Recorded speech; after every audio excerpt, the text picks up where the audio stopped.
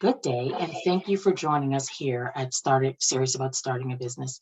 My name is Marie Wolfe of Wolfe Core Training Academy, and today I have with me Wakia Hayward of D.A.R.E. D.A.R.E stands for Decide, Act, Result, and Evaluate. Wakia, thank you very much for giving me the opportunity to interview you today. Thank you so much for having me. I appreciate it. Definitely.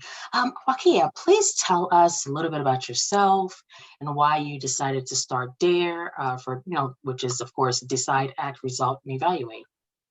My name is Wakia. I am a middle-aged Black woman, 44. Yay. I do a lot of different things. But my favorite thing is I love to watch people. I am a really big people watcher. My spiritual gift is encouragement. So with that also goes with the whole thing of just sort of seeing people and sort of seeing where that need is and being just a little burst of light for folks. So by trade, I am an ITPM. I'm also a realtor.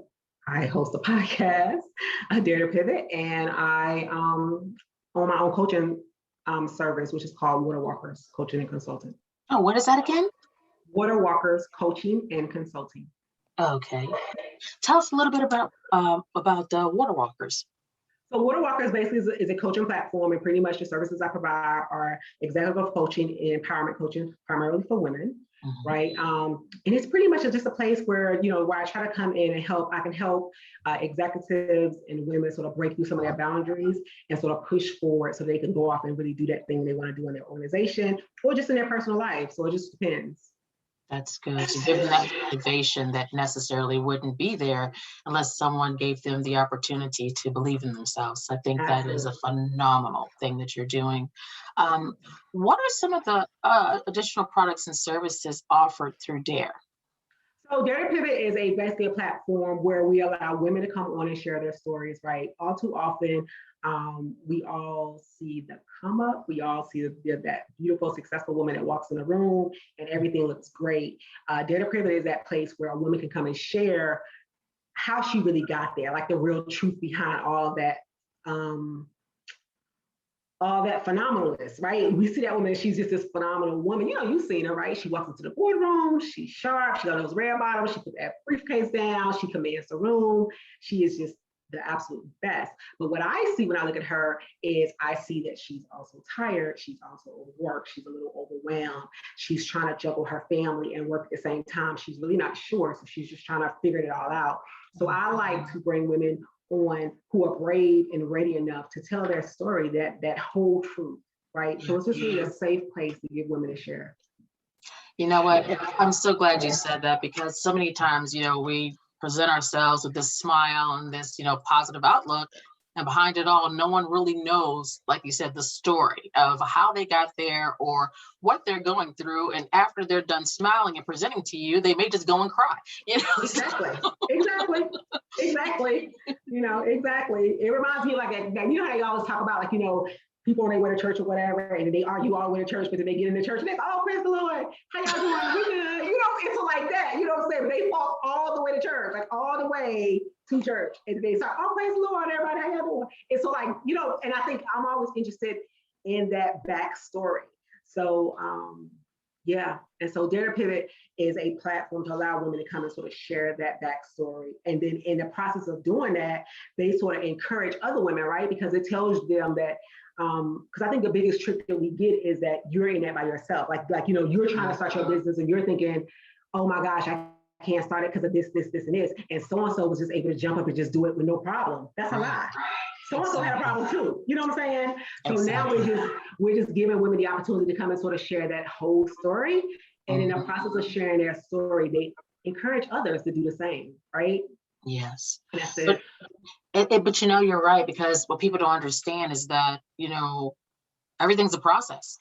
Everything is a process. And, societally and within our culture and as well as within our gender, we are supposed to be the strength of our family, the backbone of many society, and many culturally, we as a culture have also had to be mother to many throughout society. So, we provided strength everywhere. So the plight of the woman, within our culture, within, or any culture really, but mainly within our culture, is to be that strength, because we have to definitely move forward, even when we don't feel like it, even when someone tells us that we can't.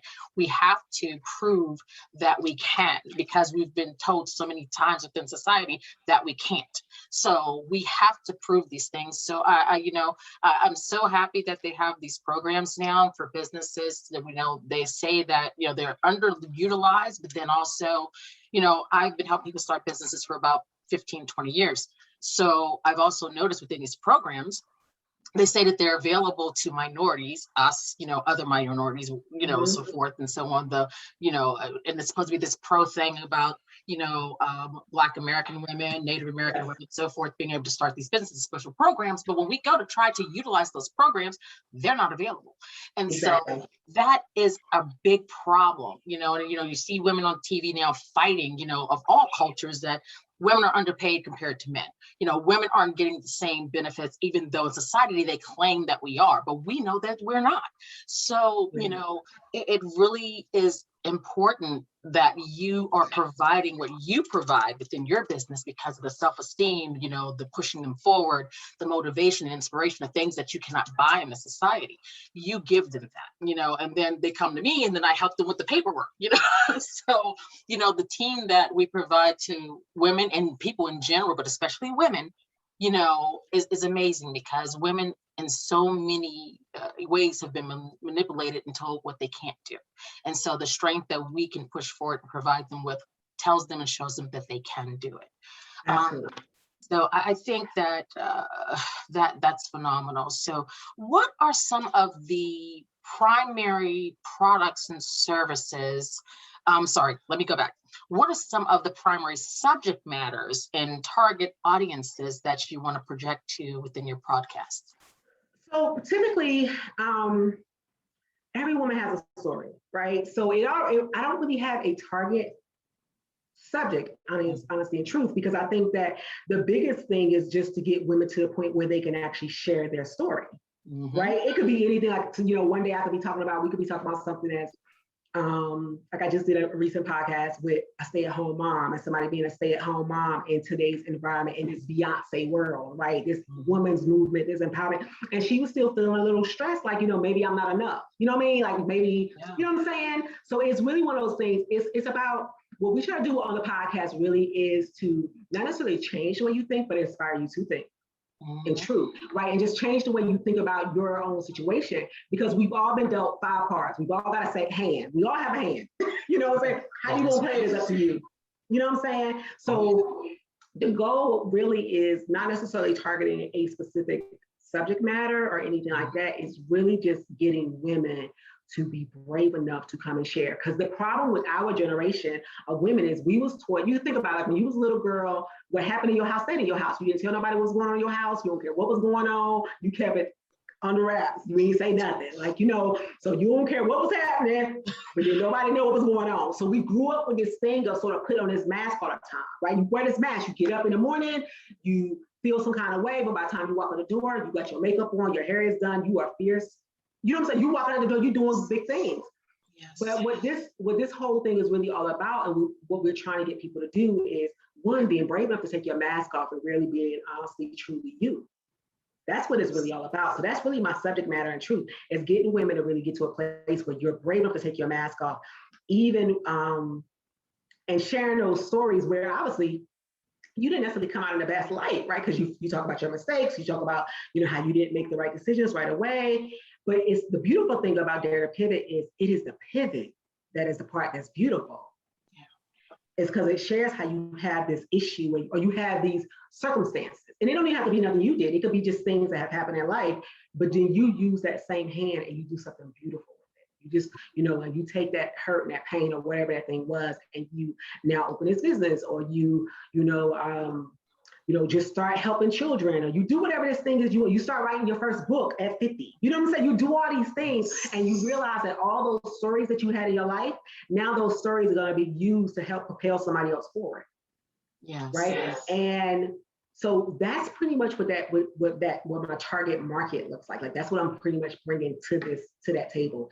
Regarding the age groups or the people I'm talking to, obviously I'm talking to women primarily. What I'm seeing right now is we're pretty much targeting women from 35 to about 60 is that sweet spot. When we conceptualize Dare to Pivot, you try to think of, like, when you go into coaching, they talk about who is your avatar, right? I'm sure you do that right now, right, with your clients, right? You try to figure, well, who are you talking to? What agent? What are you talking to? So for me, it's literally women. It's women who are old enough to know better and old enough to the point where they know they're not really trying to please people at this point anymore. They're over it. It is what it is. Yes. And now they're brave enough and wise enough, because age is not just about maturity, just getting older, but it's about wisdom. I'm really looking for those women who have that burst of wisdom, who now can go back and share it. That's what it is. You mentioned so many important things. One, making lemonade out of lemons. That's the key thing. And then the other thing about the mothers, the credit is taken so much from the stay-at-home moms. And I look back because my mom, she was in the medical field for many, many years, top of her game, within her career, and she got sick. And when she got sick, she had to come home. And so many people, would look and say, well, fuck, you got it easy. You're home. You don't have to worry about it. I've got to go out here every day to this 9 to 5 or so job or to work. But they didn't understand that my mother worked harder being at home than if she went out the door to a proverbial 9 to 5. She had to take care of the children. She had to take care of everything on top of it.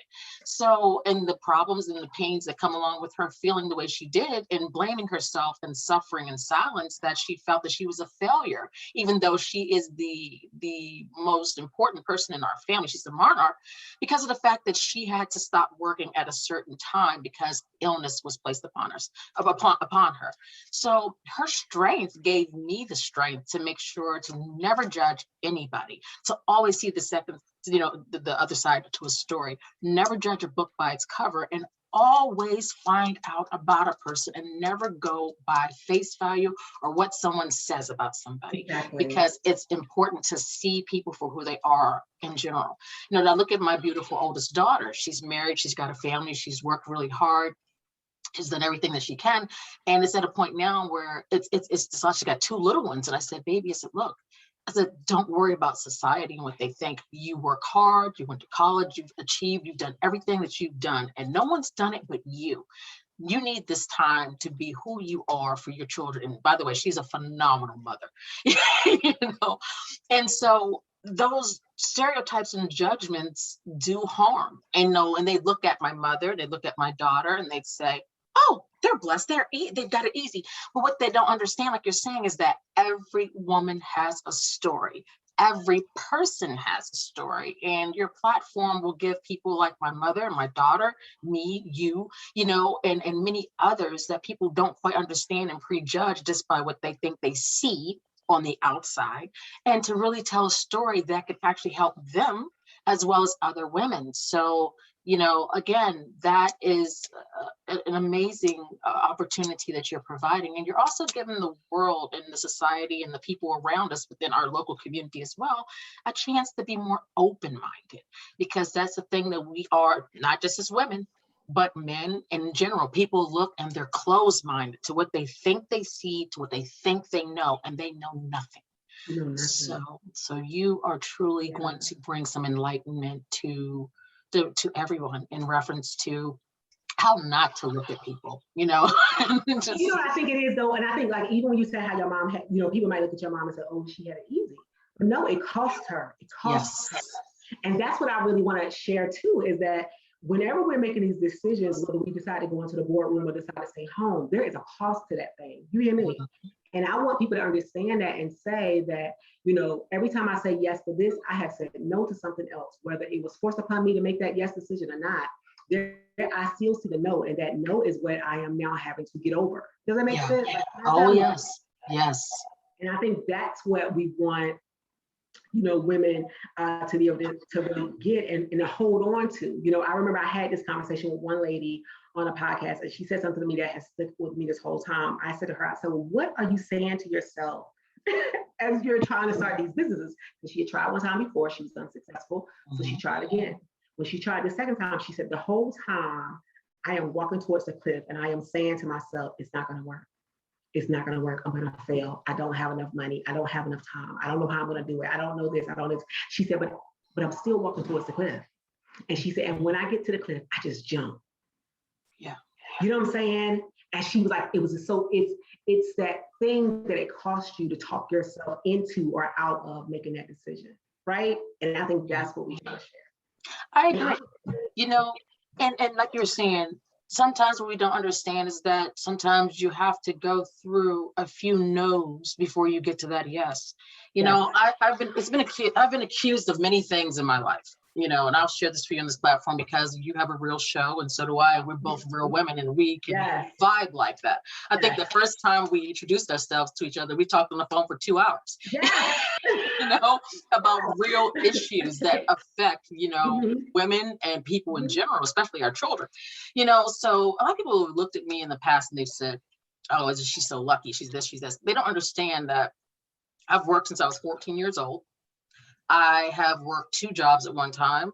I have worked 3 jobs and put myself through school as well. I have raised 5 children under the age of 10 at one time. So, it's a lot. But the thing is that what we as people in general have to understand is that in our era, you and I had no room for failure. No room. We had to do it. Exactly. And we make it a little easier for our children because we don't want to see them go through the struggles or the hard work, quote unquote, that we proverbially went through. But at the same time, anyone that's listening to our interview today, please understand this. If you get a no, just know, even if you get 100 no's, that yes is coming. Do not give up. Keep striving. I don't care if you're 60. I don't care if you're 50. Keep with your goal. Just like me, I'm about to go back and get my JD. I'm about to go to law school eventually. I'm almost 50 years old. I'll be 50 years old in a couple of years. But you know what? I wanted to make sure, since I was 7 years old, I always wanted to be a lawyer. I got into the legal industry and I and developed many skills. I'm a mediator, I'm a senior paralegal. I've also done many things. I'm a legal business, business consultant and things of that nature. But I've always wanted to do that. And the thing is that my priority was this. My children didn't ask to be brought here. So I made sure that they were taken care of first. Absolutely. Now, even though it's further along, in the line, and I'm about to turn 50 soon, it's my time now to make sure that my kids see it doesn't matter what the journey was. It's the outcome at the end of that journey, and building legacies for our family and putting examples down so they'll know that no matter how hard it is, keep going. Absolutely. And just to speak to that, that's really what made me start to think about doing that pivot. I remember I was talking to my mother. I think my mom was like 58 or something like that at the time. And we was talking and we was just doing reflections. My mom had made mention to the fact that there was a lot of things that she had not done. My mom had me at 16. So there was a lot of things that she had not done that she would have maybe done. You know what I'm saying? It was like stuff to me that was like, things like, something as simple as, oh, I would have loved to learn to play the piano, or I would have loved it. And she was talking this way like it was too late. And I was like, what do you mean? Like, you can still learn to play the piano. Like, this is not a heavy lift. You can do that right now. Like, and it was just, but it hit me how, my mom and I've talked to other women too, who talk in a way that it can't happen, like it's too late. And that's not true. It's not too late. That's right. If you want to get it, still get up and get it, and it doesn't matter about your circumstances because somebody else has your same circumstances and they're doing it anyway. So if they can do it, you can do it. You know what I'm saying?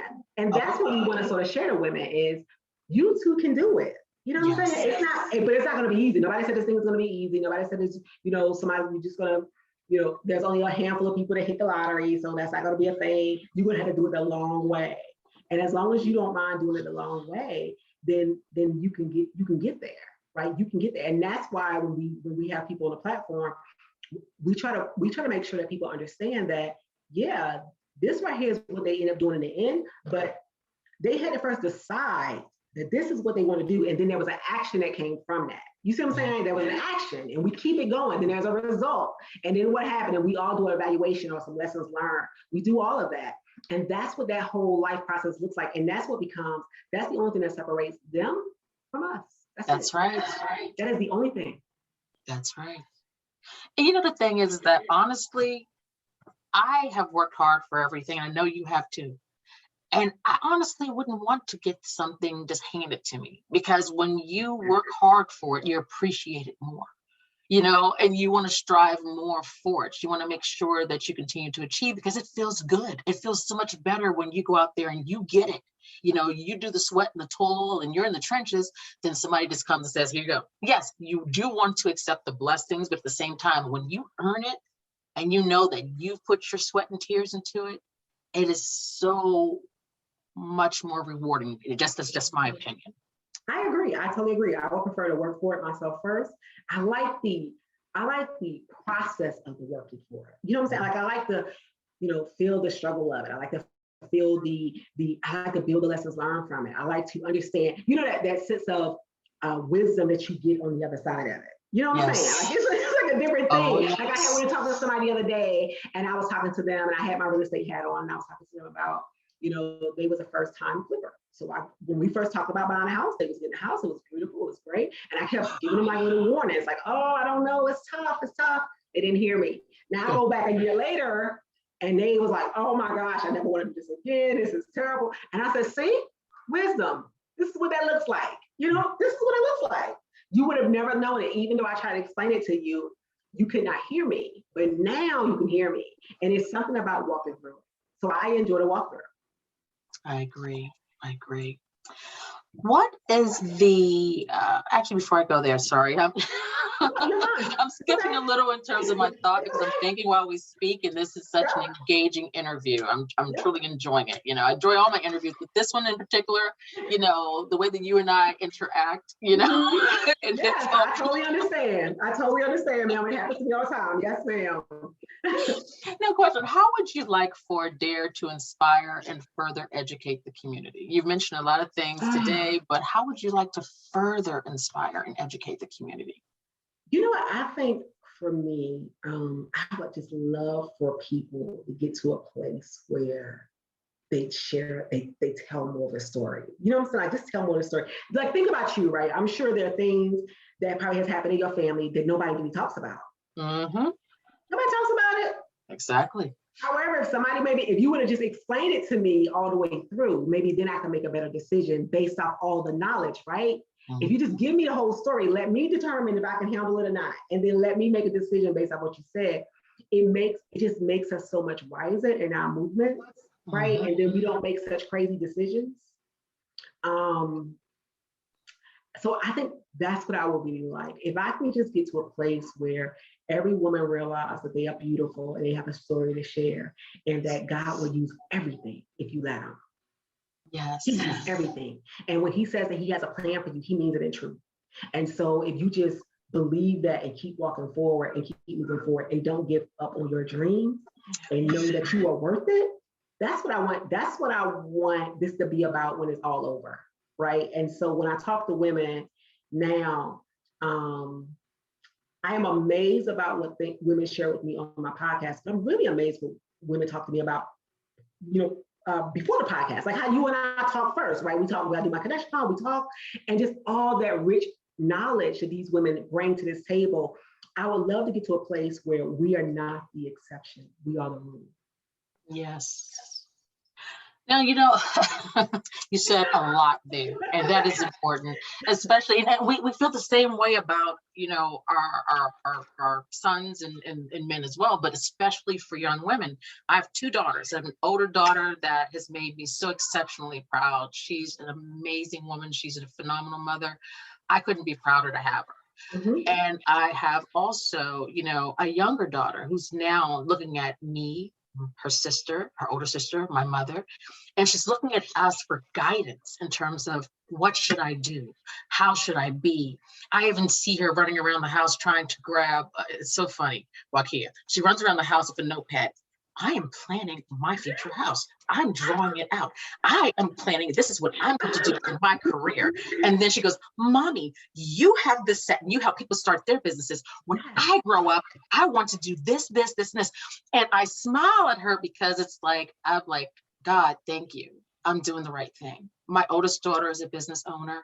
My mom is a phenomenal, but she was a business owner as well. My mom's older now. I just want her to relax. That woman has still done everything. She is like beyond compare in terms of overcoming circumstances. She didn't let her illness stop her, even when it was at its worst and had her hospitalized. She gets up and she thrives, and she won't let us think it's okay to fall. And that's one thing I love about her, because I know the era that she grew up with, and I'll just briefly say this because I know that, we're running into time, but the era that she grew up in, the stories that I heard, she went through the sides of not being accepted by either race. You know what I mean? From what she, from her culture. She went through, the section where I guess it was in Washington, where, she's from Washington, D.C. area, where she would go into stores and she would, be told, you can only look at the clothing. You better not try them on.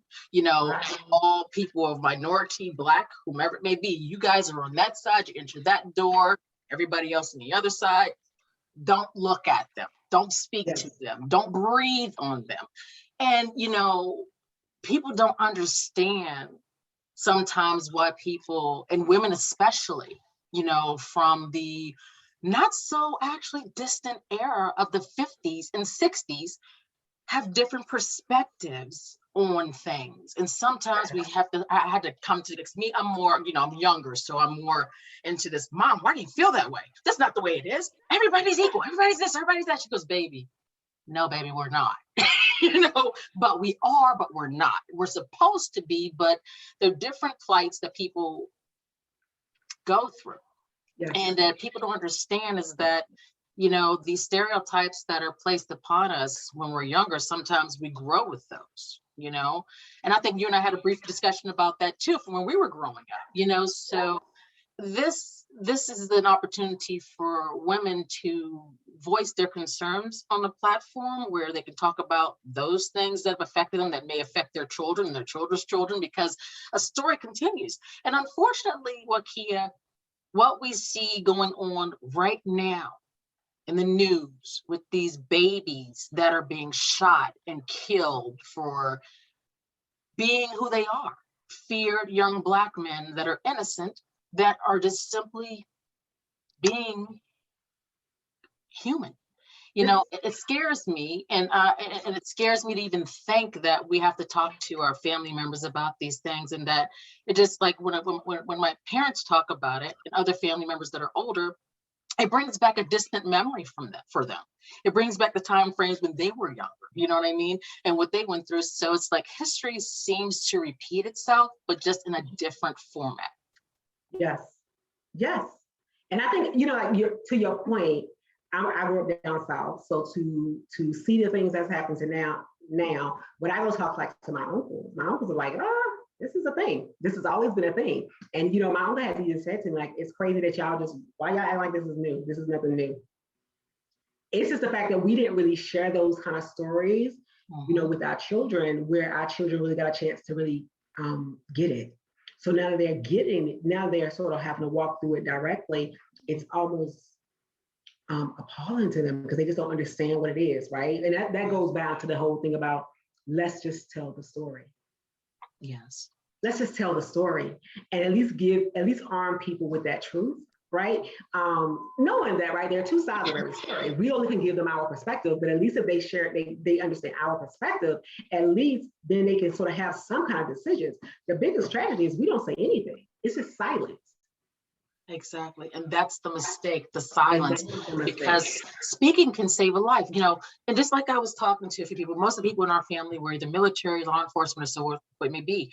There are good on each side. There are some phenomenal police officers out there that do their jobs, protect and serve, do everything that they can, to do this. My best friend, my sister friend, she has been a police officer for many years, and she is I love her. She's amazing. She's a strong woman, but at the same time, I fear in this era for her because of the placements that have been made on both sides of the fence.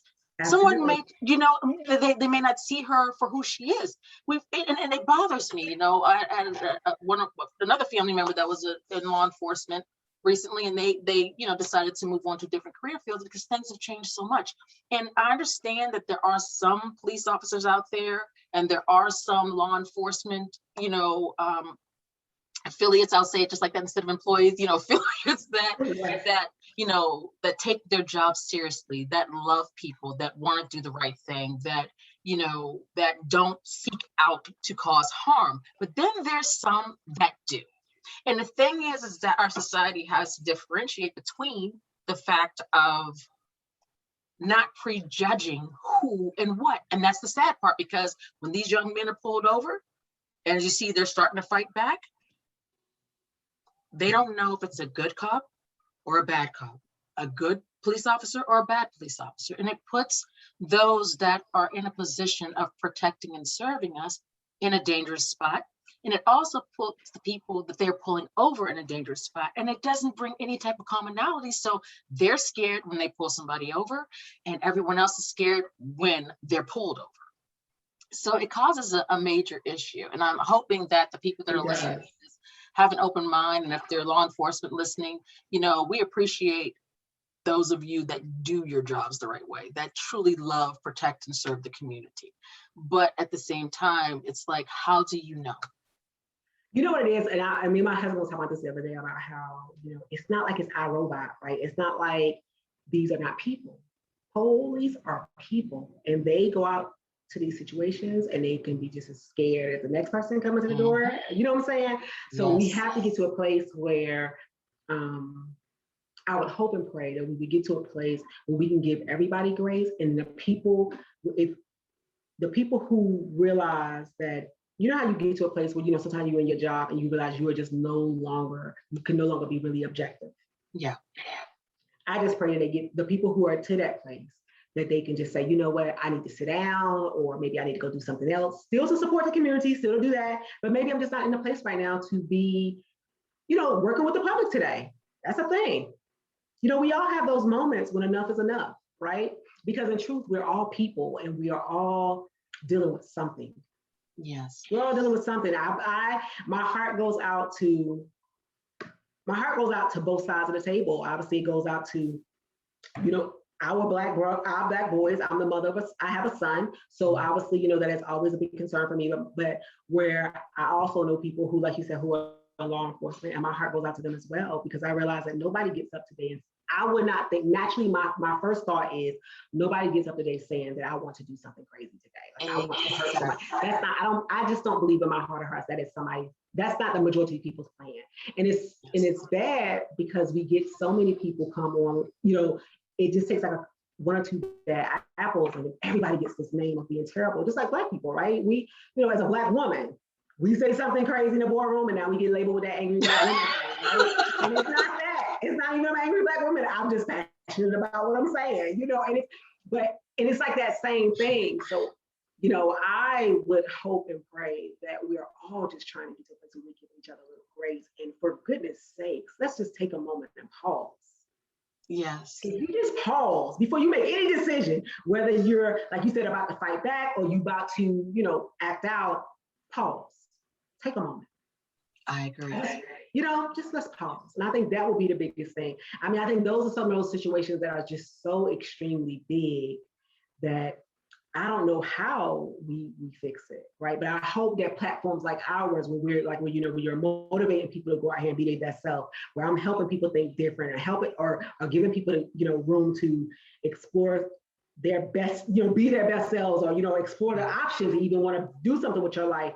I'm hoping those platforms are things that we can all sort of help everybody grow. And I think that's what we want to do, whether you're a woman or a man. Black or white. Because united we do things greatly, and divided we fall, regardless of whether we're male or female. And I want to give kudos out to, in our area, I know I mentioned that controversial issue because it's happening throughout the United States. But I want to say in our area, we're blessed because the law enforcement in our area, they're taking it seriously. They treat, the citizens with respect. So I just want to say thank you so much for all of you that are going out there in the trenches every day, and you're putting your lives in danger to protect us. So in our area, law enforcement, we love you, we pray for you, and we thank you for seeing all of us as human and for providing us with the leadership that you do provide. So again, I had to say that because, we're blessed. Unfortunately, other areas are going through that, but we are simply blessed. So, let's take that negative into a positive. Thank you so much. Thank you. Thank you. Listen, I'm so happy they're here. I'm so happy they're here. Like, what else would we do if they wasn't here? So I'm grateful and thankful for them, honestly. And anybody who gets up every day and puts on the uniform to where I'm here to protect and serve me, it's just a beautiful thing. Yes. It's very brave. So I applaud them. I applaud them. I'm honest to tell you, I do. I applaud them. I'm like, yeah. It's not an easy job. People look at it and think it is, but I remember when one of my family members was in law enforcement, and the stories that I would hear, my stomach would cringe. And the bravery and the selflessness, what I mean, that so many of them, provide on a daily basis is amazing. But what is the main message, Wakia, that you would like the listeners to take away from today's interview? So I would think, one, that it's never too late to pivot. You was definitely put on this earth for a reason. And only person who can be you is you. So you might as well go ahead and do it to the best of your ability. If you're using all your time and effort trying to be anybody else, it's not going to be successful. But if you just get to a place where you tap into you and start to really look around at the things that you just do intrinsically well, that's really the thing that you was really called to do.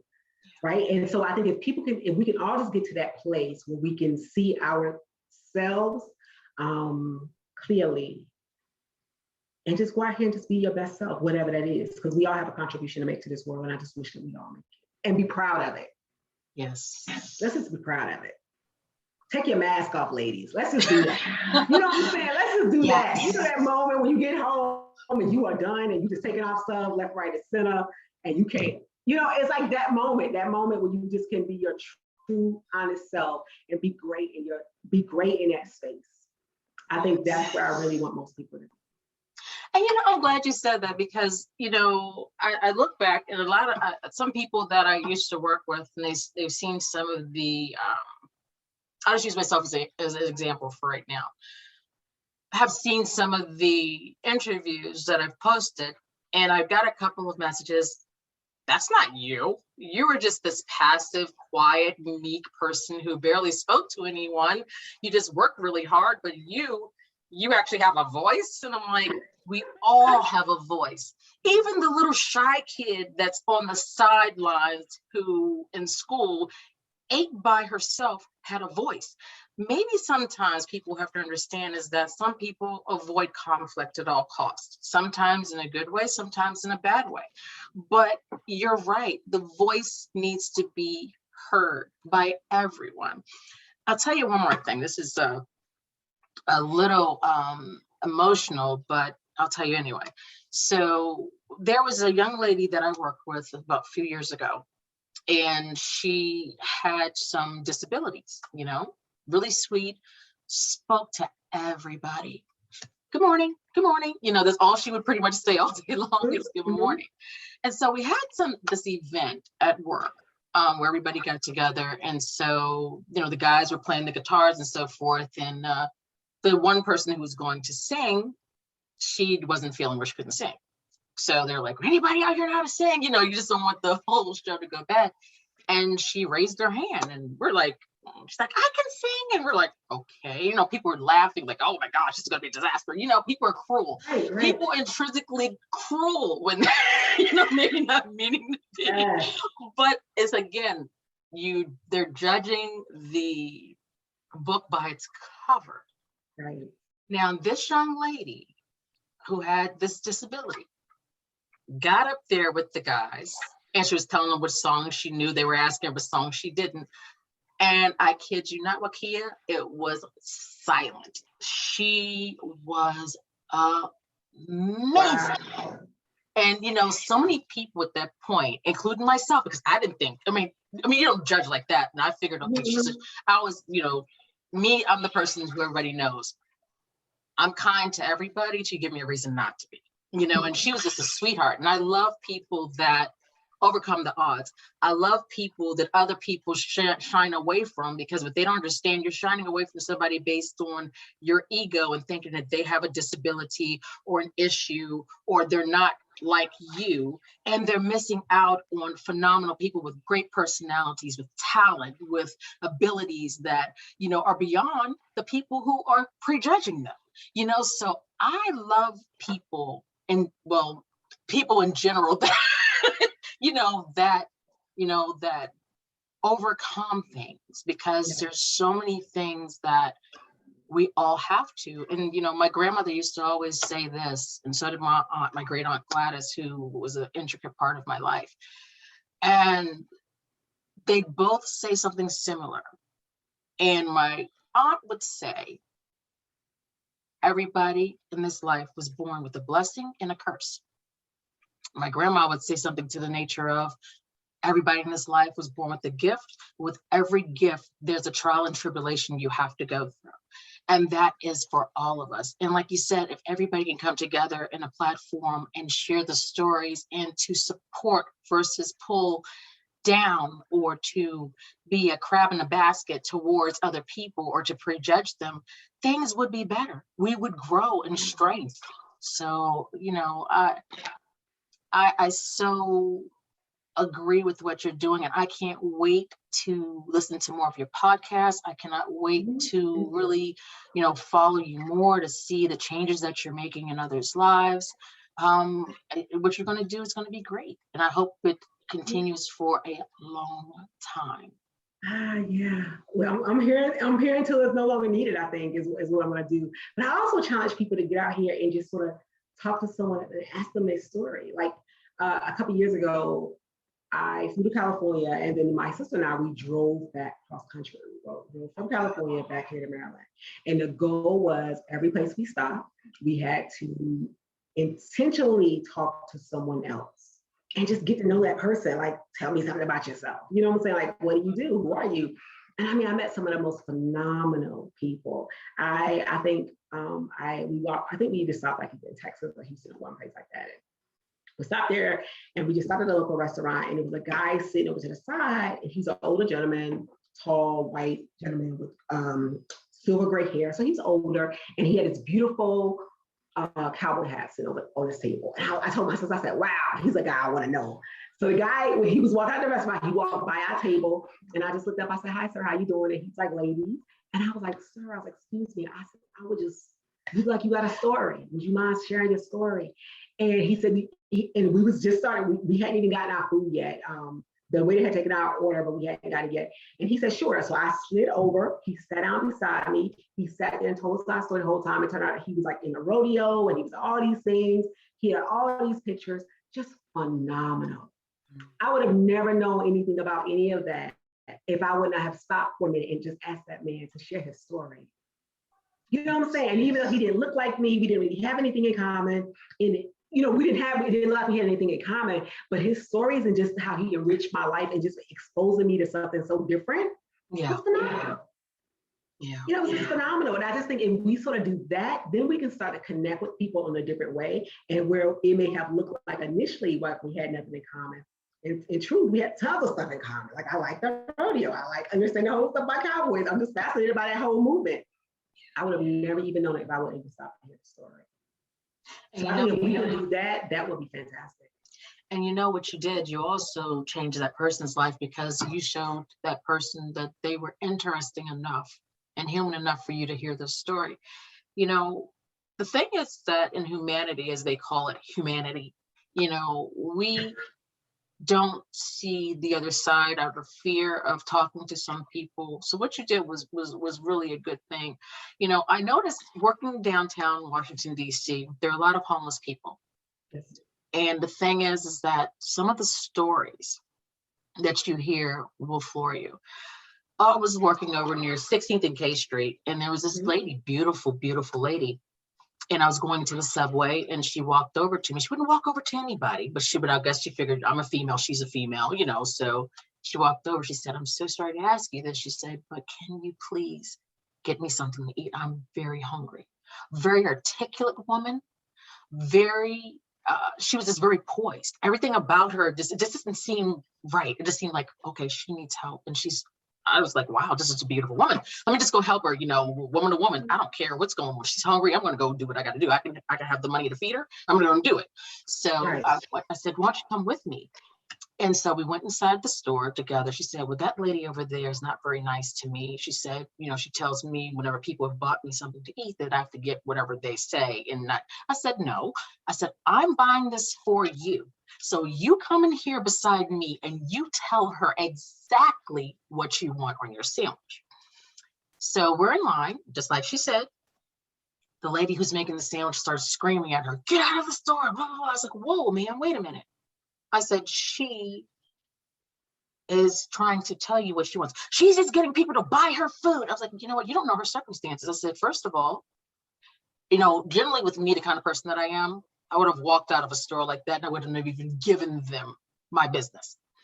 But because the fact that I could see how arrogant that other woman was and how much pain that other woman felt just for having to ask, I made her make her 3 sandwiches. And I got her to tell her exactly what she wanted on each one and dared her to say anything. So she's sitting up there making the sandwiches for the lady, and I'm just looking at her.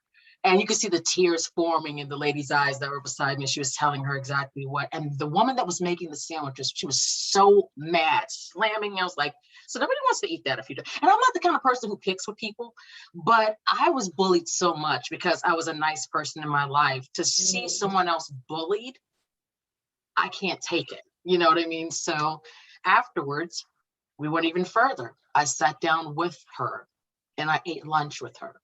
Come to find out, this beautiful woman was a lawyer.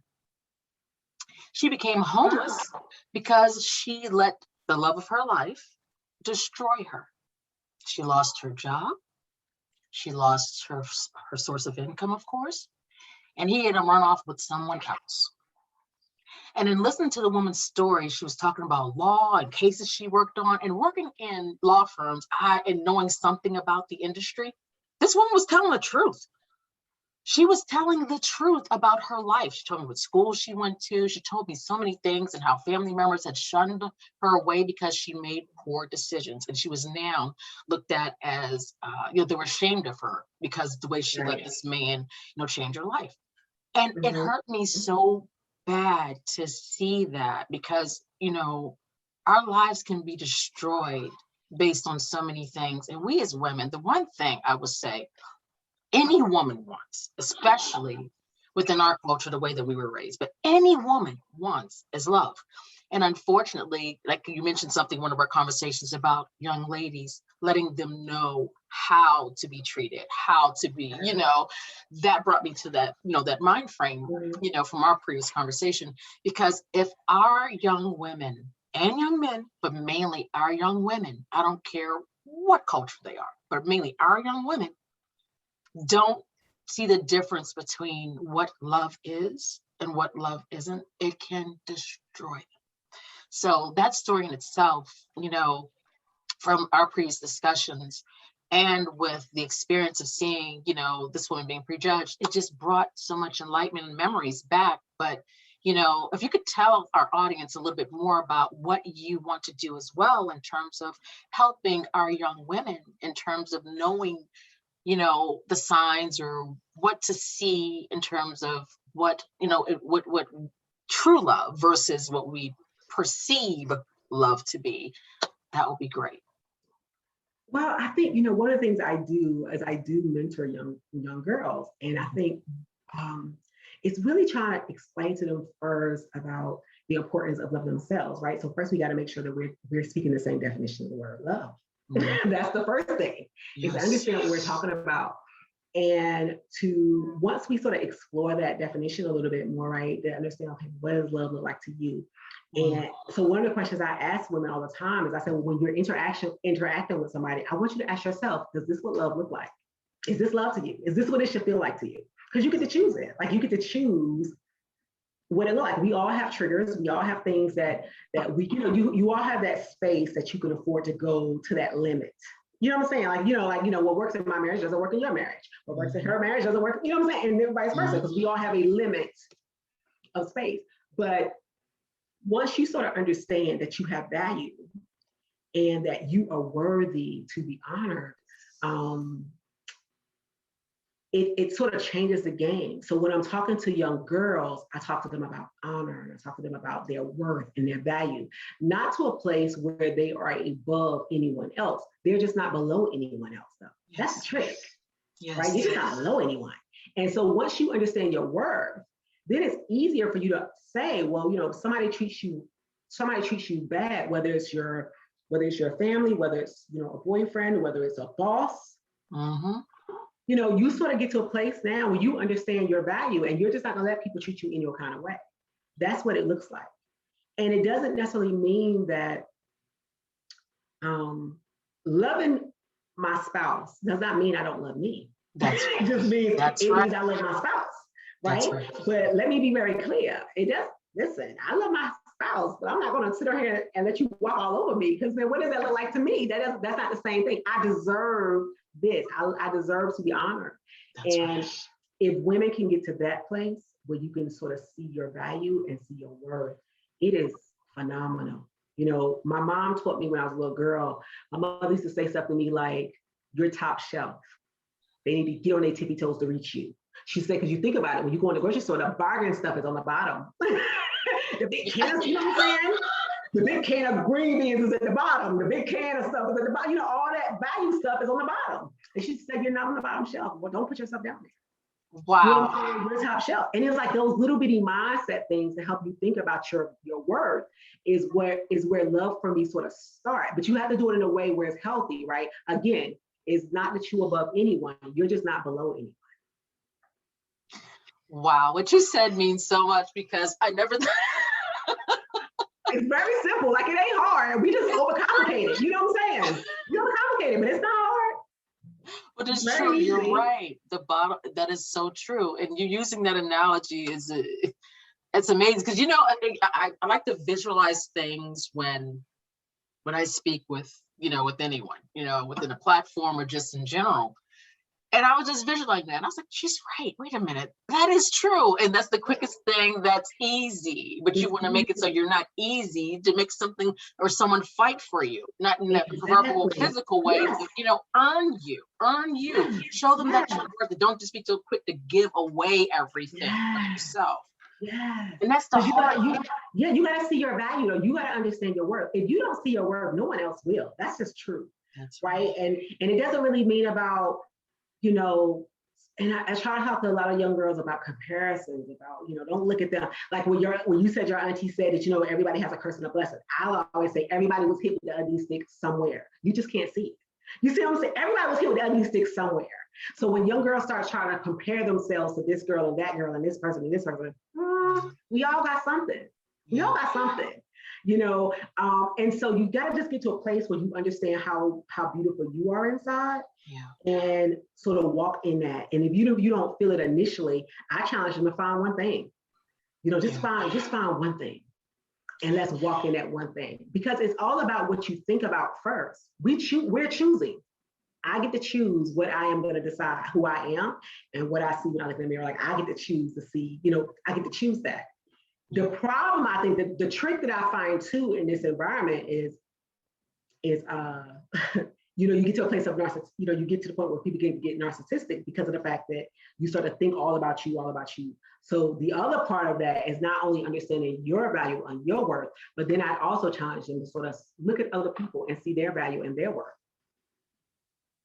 Yeah. Growing up and within my, I guess my 20s, 30s, 40s, people used to really think, because I have a certain view, and I have never looked at anyone as being ugly.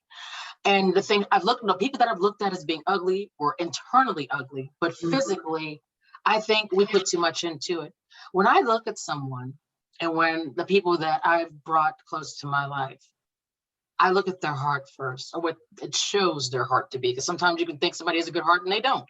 But I think that what we do is that we focus too much on the external and not enough on the internal, because really at the end of the day, and I used to say this all the time, and I've said it to my children before they, the older ones that are able to have spouses and relationships. We got to get old one day. Who you choose, you make sure that person has this in order.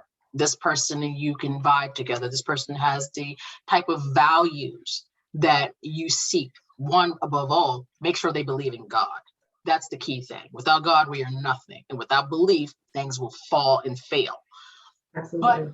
But, my whole thing is that I think you can find the beauty externally and internally in everybody. And I've always gotten upset with people, especially as we were growing up, that would tease people because, we were younger, somebody may be a little overweight or someone may be a little tiny or skinny, or people don't understand it could be a health reason, it could be anything.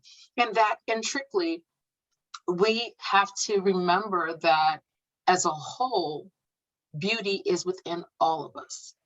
Ugliness is within all of us, but not on just, what people see. It's more, I think people are more internally ugly than anything, and people are beautiful when they shine and they show who they really are, and they actually can produce some type of feeling, emotion, and love towards other people in society. And so I think that, that's another thing that, a lot of young people have gone through, is the judgments of other mean kids, they would say, bullying or whatever it may be, in terms of how they think they look, or even sometimes in our workforce, you see how some people do, oh, look at so-and-so, look at her, she can't fit that. And it's so nasty. I hate it. And that's why I've always made it a point to the people that are treated negatively, get to know them. Those are actually the best people, because they understand the plight. They understand certain things. And a lot of them are less willing to be nasty to other people because they know how it feels. Exactly. I think that's one of the things that we have to, do a better job, I guess, just holistically. It's just not only just teaching our young girls, but obviously also teaching our young men. Just how to sort of see other people, right? The fact that we can see other people and sort of see that we're all human, we all are going through different things, and we all have this great value to add to this earth. It makes it so much easier to walk this earth and do big things and come alongside people and easily to help people up. I just think a lot of times people just don't necessarily take the time out to do that. Yes. I agree. And so our job, especially as we get to a place where we're walking in this wisdom, our job is to, one, lead by example, because people are always watching. Yes. Right? This generation doesn't really care what we say. They only care what we do. Yes. So we lead by example. We teach young girls values as far as, how we are dealing in our relationships, both with women and with men, right? Yes. How I deal with my sister squad, as well as how I deal with my husband. I'm constantly teaching women how to do that. You know what I'm saying? What that looks like. And then most importantly, me being brave enough to share my story. So in the process of sharing the story helps them to understand, well, it looks easy now because you got to see all the sacrifices that went on before that, all the struggles that went on before that.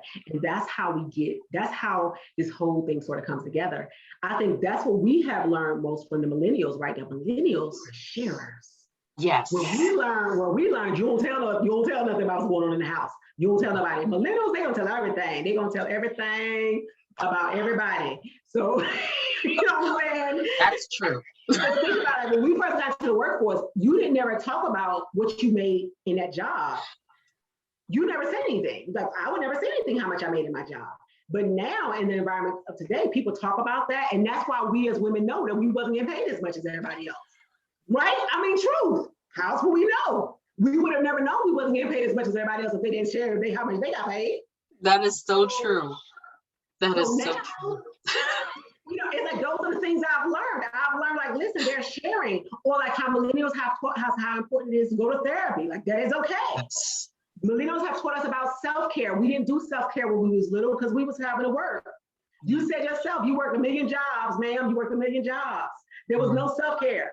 You know what I'm saying? So all of these things that we get a chance to learn from everybody else, just from understanding their stories, that is the beauty to me of communication.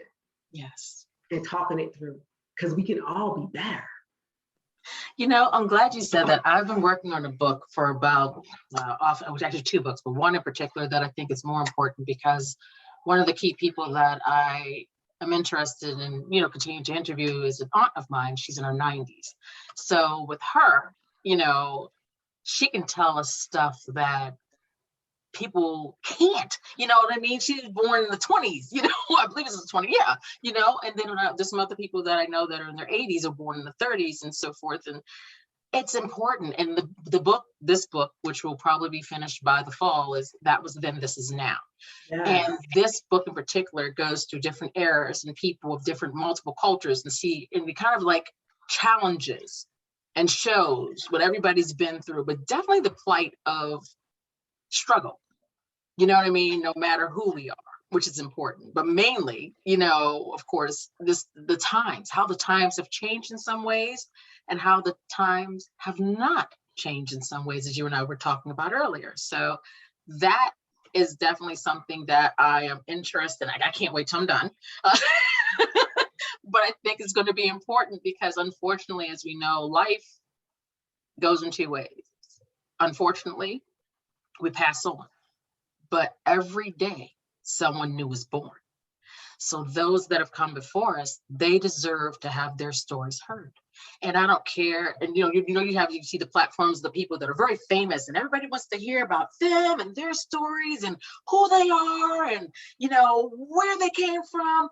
It's important. Oh, this person's on TV. Oh, let's go see. But there are people that are even more. Well, let me take that back. Let me reverse that.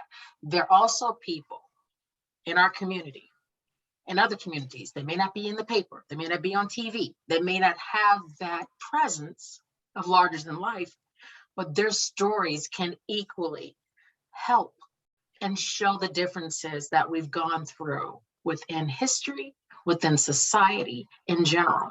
Even my parents, because they're the 70 range, their story matters to me too, because they have stories that others don't know or that have heard, that have lived through them, but it just gives more clarification and clarity for any questions that we may have had. If we didn't live in a certain era, we can read books, we can watch the movies that glamorize or take away or give back to, certain stories within history. But when people that we can actually talk to and physically meet with that have lived during that time frame, that can tell us about the war, World War II, the Vietnam War, things of that nature, it makes it that much more real, because these are people we can actually tangibly put our hands on, and hear their stories. So I'm looking forward to it.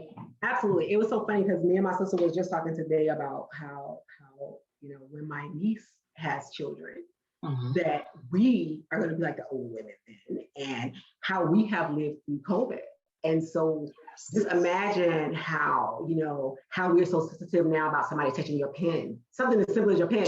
We would never think about going into the bank again and using that little pen they got sitting there. We would never think about doing it ever again. You know what I'm saying? And so imagine that our grandchildren are going to look at us when we're granny and they're like, Granny, why you don't touch that pen? You be like, because see, you can get some and you don't know.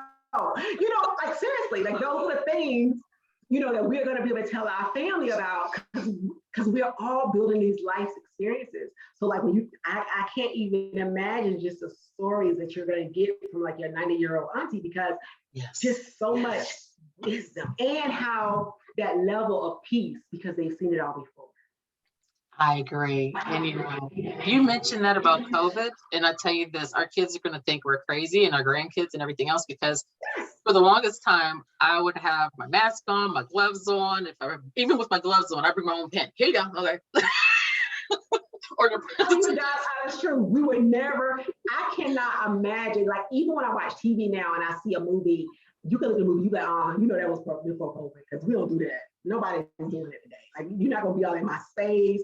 It's just so different. But these are the things we're gonna be able to share later on in life, to be able to talk to our kids about that thing. You know what I'm saying? And I think that's why we're all walking this earth, is because we're all here trying to figure it out, but we definitely need to be taking notes along the way and not be afraid to share them with other people. So I look forward to reading your book. You know, this was then, what is it? This is That was then, this is now. That's like a beautiful title. I'm Thank excited. you. I can't wait. And look, you'll be on Dare to Pivot right around that time anyway. Yes. I can't wait to hear all about it. Thank you. You know what? I have so enjoyed meeting you, you know, and we definitely have to do this again because there's so many more subjects that I definitely want to speak with you about because, you know, you relate and you understand and you've lived it. And it's like you are a wealth of knowledge as well, because one, what you do and the stories you've heard, the experiences that can relate to the people that are sitting there and wondering, you know, no one knows me. No one understands me. No one has been through what I've been through. You know, when we go through certain things, we get into this thing of like, I've done it too, like the pity parlor. Like, why me? Why am I going through this? Why am I experiencing this? What does anybody else? You know, we go through our, you know, our cries and our tears and we're crying. And then we kind of wake up a little, but you really can move forward in impacting many women. And, you know, your form is great, you know, your form is great, your platform is great, but have you thought of also doing like a monthly you know, meeting or something like that with women, or a monthly, you know, membership for women to come together and, you know, listen and talk. And, you know, some women just want to hear, like you have a different subject matter and you say, well, today we're going to talk about woman's worth. What do you think you're worth? Kind of go over that, you know, and then have the, you know, some women aren't they may want to do this to chat to answer you or something like that, but they may not want to like say anything, but someone will want to hear, because sometimes just that message, even though they don't want to voice it, can save a life or help them make a better decision. Well, you know what? That is a great idea. I actually just wrote it down. I hadn't thought about a monthly meeting, but I definitely thought about doing maybe a Dare to Pivot meet and greet. Okay, good. Where women can sort of just get together and talk, especially women who are like, you know, like kindred spirits. You know how sometimes you meet a person, she's just your kindred spirit. You know that y'all so similar, y'all so well connected. And so I would love to get to a place where we can sort of do that, right? Because I believe phenomenal women know phenomenal women. And I think we can all sort of sharpen one another. So I think as time go on, I'm definitely gonna take your suggestion. I'm looking to see how we can maybe do something like that, where we can do like a monthly thing, or just maybe have just topic, you know, discussion topics that women just want to share. You know what I'm saying? So we'll see, you know, there's a lot of different things out there, but that's why phenomenal women open them up, phenomenal women. That's right. All right, phenomenal woman. You got me going today too. Listen, yes, ma'am. Yes, ma'am. You know, did you see that movie Hamilton? Like, this is totally off topic. Did you see that movie Hamilton? Okay. Now, my brother and his wife called me one night and they were raving about it. So they were like, girl, you gotta see it. Da, da, da, da. And I'm in the middle of the work and I was like, okay, no, I haven't seen it. I saw, and then I turned it on and saw like the trailer. And I was like, well, that looks interesting, but I never really got a chance to. But now that you've also mentioned it, I am going to watch it. Let me tell you the part about Hamilton that I think is just so fantastic, is that all the people who he hung with, they were all phenomenal. They were all doing big things. Like, he didn't hang with people who were not moving and shaking. You see what I'm saying? And it's something about that. It's something about the people you connect with. Like, I have what I call a sister squad, my inner system, my inner circle of women. I call them a sister squad. And it's just something about connecting with these phenomenal women. And each one of the women in my sister squad, they have a trait that I admire. And I don't necessarily, you know, I admire it. I don't need it because they have it. Because when we're connected, they bring it. You know what I'm saying? Right. Yes, high vibrational. Yes, it's like this beautiful symmetry of all of us coming together and being unstoppable together, where I don't need to have that trait. I don't need it. She has it. Well, I bring my trait. That's right. You know what I'm saying? And it's just like a beautiful thing. And so when I watch Hamilton, that's the thing that that sort of kept sticking with me. And then when I started doing additional research about him, just the people he hung around. And I think that's what I think is so phenomenal about what you're doing, what I'm doing, is that we're connecting all of these beautiful, strong, high-speed people together in one space, and we probably would have never done it before. You know, this is the pandemic effect, right? Where now we're doing everything via Zoom, we're doing everything remote, and it's just common. And so now we're just like crossing the globe and doing all these things. When I look at my podcast and I can see how people are listening to my podcast in Russia, Germany, it blows my mind. Yes. That these women are tuning in to hear these stories. You know what I'm saying? And I we're doing agree. all this connecting. I agree. Yes, ma'am. Well, I'll tell you what, I want the audience to remember the name D.A.R.E. And D.A.R.E. stands for Decide, Act, Result, and Evaluate. And when you chime in to listen to the podcast of Miss Wakia Hayward, I will tell you this. You will start thinking about how to make better decisions, how to act in more justly ways, how to go for a driven result, and to evaluate your actions before you do them. So please, audience, make sure to reach out to her. And Wakia, also, anyone like to reach out to you, how can they reach you? The best way to reach me, honestly, is just going to waterwalkers.net. That's like that is truly, truly, truly the easiest way. If you go there, you can just click that link. If you go to my podcast, D.A.R.E. Pivot Podcast, you can click that link as well.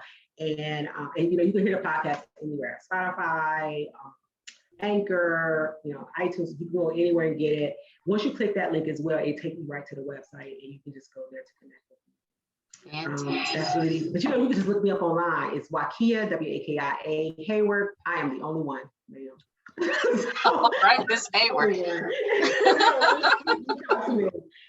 have if you have somebody, D.A.R.E. Pivot, the D.A.R.E. Pivot podcast is by referral only. Again, because phenomenal women are phenomenal women. So if you have someone you think is phenomenal, you'd like to refer, that is definitely the best way to do it. That sounds good. Wakia, I can't tell you how much I have appreciated you giving me the opportunity to interview with you today, and how much inspiration you provided, and how, you've really, in my opinion, enlightened many subject matters as we've spoke today. And I look forward to having you on the show again. I look forward to being on your show in October. So audience, let's give Wakia a round of applause. Thank you so much for having me. This has been fantastic. I really enjoyed it. It's a great way to spend Sunday afternoon. Most definitely. Perfect. Thank you so much. You're welcome. Thank you. And I will look forward to talking to you soon. Okay. All right. Bye-bye. Fantastic, Wakia. Yay.